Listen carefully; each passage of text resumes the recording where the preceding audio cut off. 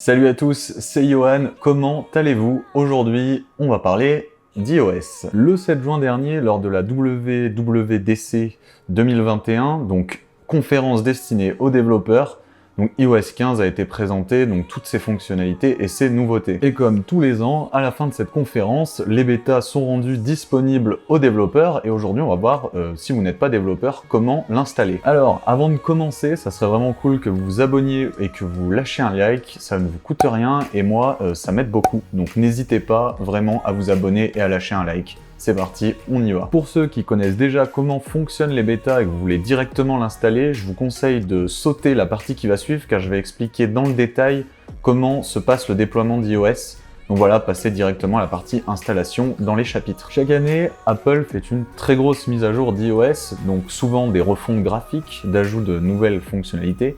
Bref, une très grosse mise à jour. Le seul problème, c'est qu'une grosse mise à jour apporte indéniablement des bugs. Alors certains bugs sont directement visibles et flagrants, ils sont directement corrigés en interne chez Apple, mais il y a d'autres bugs qui demandent parfois certaines particularités pour être déclenchés.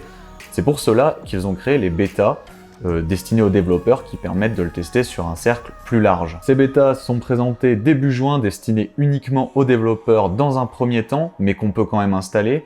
Et ensuite, une bêta publique sort généralement fin juillet, donc en juillet. Ces bêtas publiques, tout le monde peut les installer sans faire de magouille.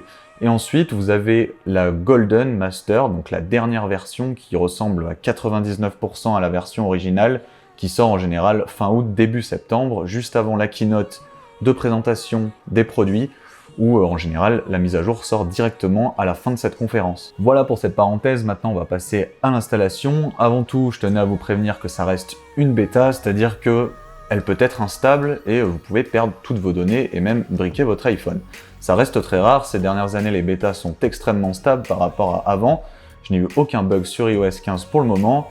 Mais voilà, il faut rester prudent car ça reste des bêtas et elles ne sont pas faites normalement pour être utilisées tous les jours. Avant de commencer, je vous conseille très fortement de sauvegarder votre iPhone. Ce n'est pas obligatoire, mais sachez que si vous voulez revenir sous iOS 14 dû à des bugs par exemple, il faudra restaurer son iPhone ou attendre une version plus haute d'iOS 14 pour faire la mise à jour.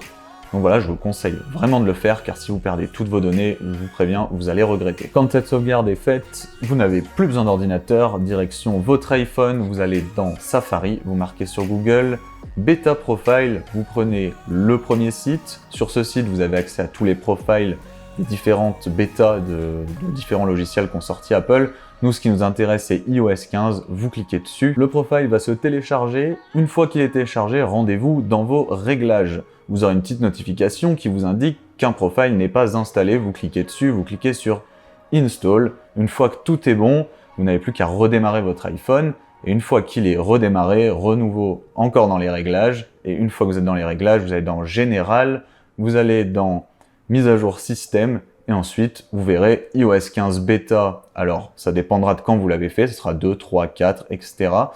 Sera présent, vous pourrez télécharger et installer, et une fois que tout sera fait, vous serez officiellement sous iOS 15. Voilà, vous avez maintenant accès à toutes les dernières fonctionnalités d'iOS, n'hésitez pas à les farfouiller un peu de partout, il y a plein de nouveautés. Moi, je ferai des mises à jour à chaque nouvelle bêta, le jour même où elle sort, enfin j'essaierai si j'ai le temps. Comme ça, on pourra voir les bugs qui ont été corrigés, les nouvelles fonctionnalités qui ont été ajoutées, car tout n'est pas ajouté à la première bêta. Et voilà, en attendant, profitez bien, j'ai envie de dire. C'était Johan, salut!